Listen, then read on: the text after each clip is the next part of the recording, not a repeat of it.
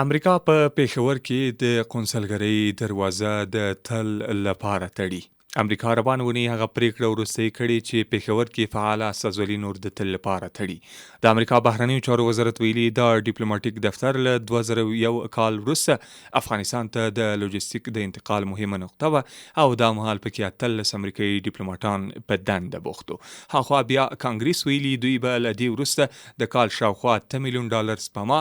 او د اقدام به امریکا په ملي ګټو منفي اغیز ونه کړي. اسوسییټډ پریس خبري اژانس لیکلي امریکایي ادارو په ټوله کې له دې ډول اقداماتو موخه د لګښتونو کمول یاد کړي دي او ویلي دي چې دا موضوع هلته ورسته پیښو سره تړاو نه لري. درنو اوریدونکو په همدې تړاو د لا بحث لپاره ورزو د سیاسي چارو شنونکي سید عباد الله صادق صاحب بحث وصل شوی دی. صادق صاحب ستړي مشه ورځ مو بخیر. سلام او درناوی احمد صاحب او د هوریت رادیو درنو اوریدونکو ته خو امروز ورژوندي کور مودان ډیره مننه چې بحث سره وصل شوی یاستئ. صادق صاحب کپایل پردي وکړو چې د امریکا بهرنیو چارو وزارت ویلي امریکا روانه ونی هغه پریکړه ورسې کړي چې پېښور کې فعال اساسولي نور د تل لپاره تړي. تاسو په امریکا ولې پریکړه وکړه چې په پېښور کې خپل ډیپلوماټیک اساسولي وتړي؟ بله خاطر چې دا جناب احمد صاحب چې تاسو پوهیږئ او اوریدونکو خبره باندې پوهیږي چې اوس لپاره پاکستان هغه حیثیت او هغه محور نه دی چې امریکا په حساب وکړي. تاسو ګورئ چې د دوی یوازې د تیلو قیمت چې لوړ شوی دی څه وضعیت لري. مثلا 2 میاشتو لپاره دوی نشي کولی پانتونونه مکاتب د حد باندې او د یو تیلو د لوړوالي په وجه باندې داسې مشکلات سره پاکستان مخامخ شوی دی. تاسو سوشل میډیا کو کتلی وي نږدې 10 یا 15 کیلومتره کې هلته طالبان یا ټي ټي پي مساله ګرځي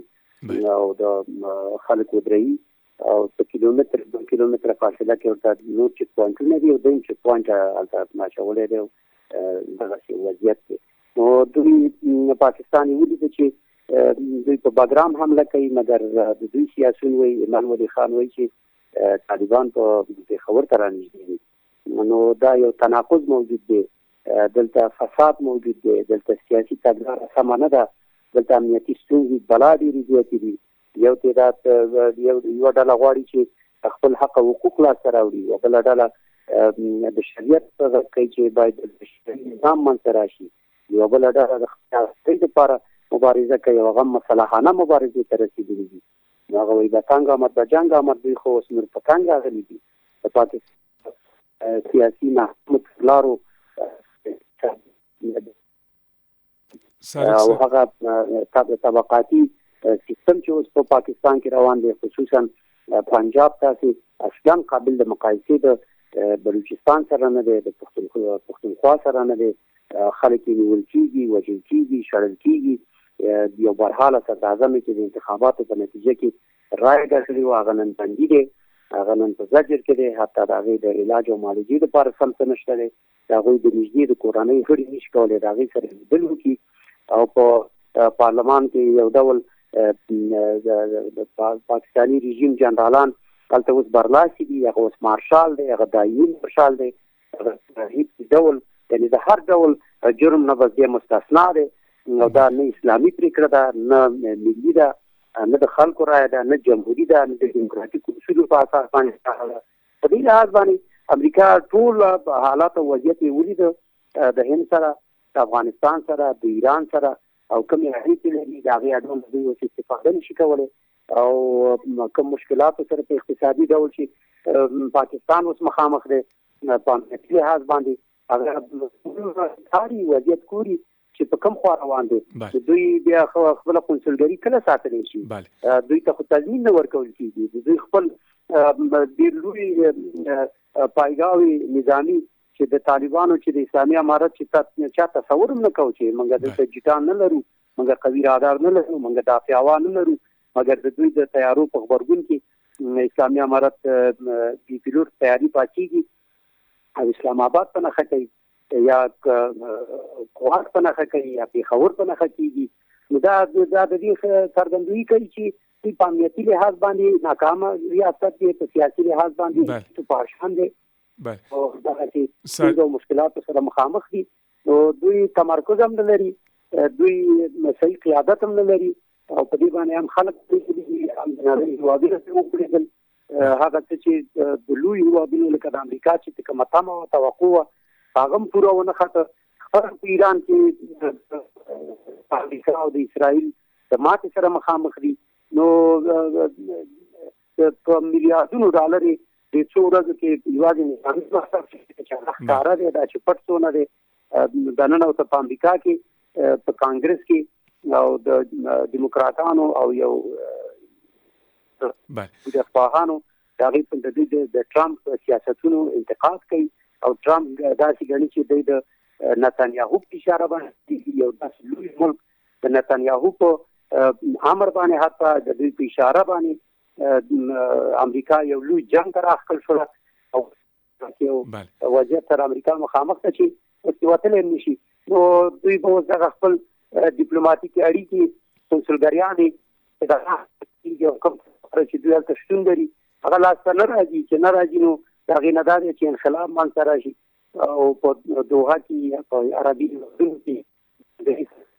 باقي ودونو کې تاسو ولر چې د دوی کنسولګریانې د دوی سفارتونه تړل کیږي نو عامل واجبه عامل زما په نظر هم دا هم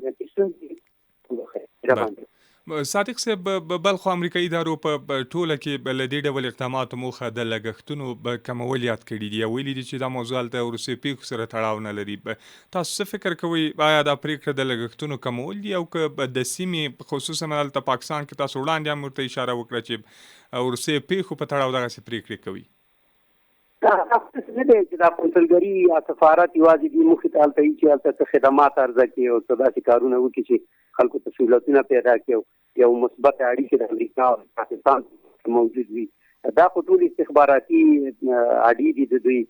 په یو شکل باندې یا نرم افزار دي او سخت افزار چې دی هغه فعال دي او داسې مختلف نور تاسیسات لري نو دوی الته ګوري ساري وضعیت ګوري د نږدې ګوري او د پاکستان امنیتي حالت کوم خطر روان دي او د کوم یو بغرانج او داسې یو وضعیت سره مخامخ دي چې حتی راځي دي هم په مخکې اشاره وکم په امنیتي لحاظ باندې هم په خارجي سیاست کې د دوی سیاست ناکام سیاست دی اقتصادي حال باندې سره مخامخ خپل خلک د دوی نه حق حقوق غواړي شریعت کې غواړي دا ټول هغه څه دي چې بل اخره پاکستان او پاکستاني اداره داخلي کړکېچونو سره مخامخ ده منطقوي او د نړیواله سطح باندې لوی مشکلات سره مخامخ ده نو په دې خاطر فکر کوم چې نخني خاني دا ښکاري چې دوی باید خپل کنسولګری په پیښور کې د تل لپاره وتړي او دا هغه څه دي چې د پاکستان امنیتي تصویر نړۍ ته یو ناامن هیواد ښکاره کوي او فکر کوم چې دوی پریکړه بالکل په ځای ده دوی باید خپل اساسي براو ډیپلوماټان دي د دوی د یو ډیپلوماټ قیمت کو فکر نه کوم ته پاکستاني ورکړي شي د دې لپاره دوی باید دا چې حالت سره اوس پاکستان مخامخ بله صادق صاحب د لګښتونو خبره وکړو بخي چې د لګښتونو موضوع مې یاد کړل چې دا لګښتونه وخت په سیمه کې دوی په لوی جګړې سره مخامخ دي ایران په باره کې کوم تصور دوی درلوده هغه د دې ډیر لوړ دی اوس خلا روسان او چینایان فقط هغه سیاسي ملاتړ لري چې مثلا د مشتبهات خامنه‌ای ټاکنه ته تبریک څوګوي چې دا د دوی حق دی امریکایي نه مني دا په یو سیاسي دغه انګریزي دی او سیاسي اقدام دی چې دا هیوادونه کوي خو چېرته وضع بغرنج کیږي جنگ هم د قضایا او لا نور نه نوځي او روسان او چینایان په دې د تنور د دوی هغه سر رسوخ نه پاتې کیږي د دوی دویم او دریم ګام هم غوښتل شي او فکر کوم چې د دوی لګښتونه او شام په بهر په هوا کې د ایران په وړاندې او د کوم کومکونه چې دوی د اسرائیل سره کوي یا کوم یادې چې دوی په منځني ختیځ کې او بیا په تیر د عربي وشتل شوی دي دا غي چې دوی تاوان رسیدلې ده په میلیارډونو ډالر تاوان رسیدلې شاید تریلیونونو ډالر او دا پوزي چې د سیمې د امنیت لپاره راغلی هغه اوس نو د غزا نه وتلې ده او د یو شکست خامخ دي. زما فکر چې تاسو له عوامل چې بلاخره نشي کولای چې دلته د اړو ترڅنګ د جنګ ترڅنګ دغه مصارفو ترڅنګ دوی ډیپلوماټان په سیمه کې وساتي او د هغوی ژوند وکړي.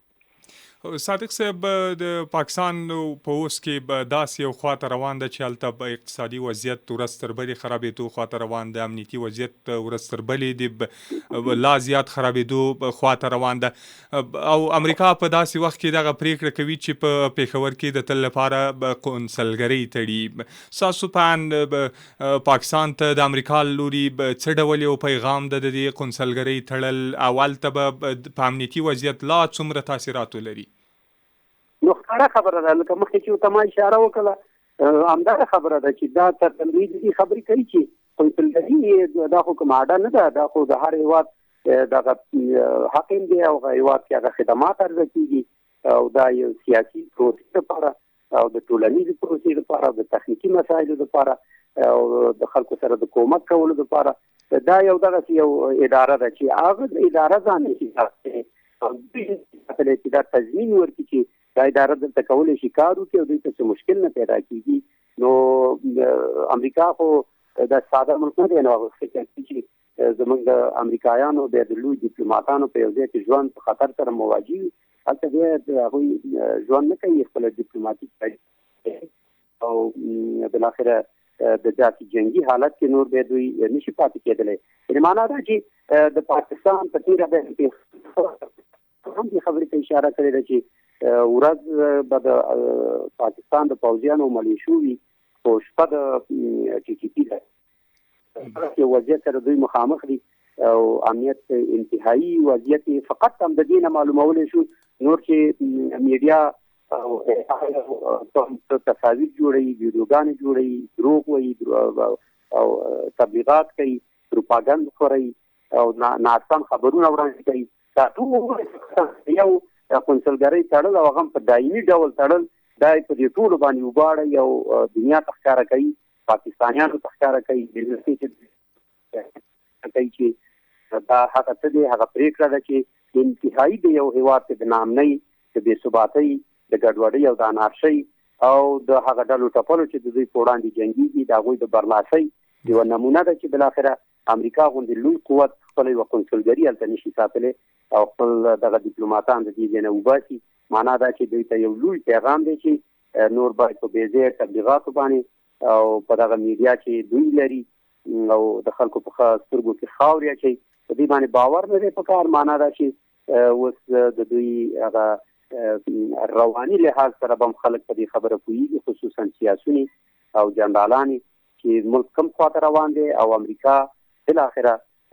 د پاکستان لمن خو یې نه ده نیولې، خو پاکستان د هغوی لمن نیولې وه، ولې هغه انډیوالي ورو ورو کتېدو طرف ته روانه ده او اضمحلال طرف. ډېره مننه کور مودان صادق صاحب چې راغلی او په بحث کې مو راسره ګډون وکړ. کور مودان.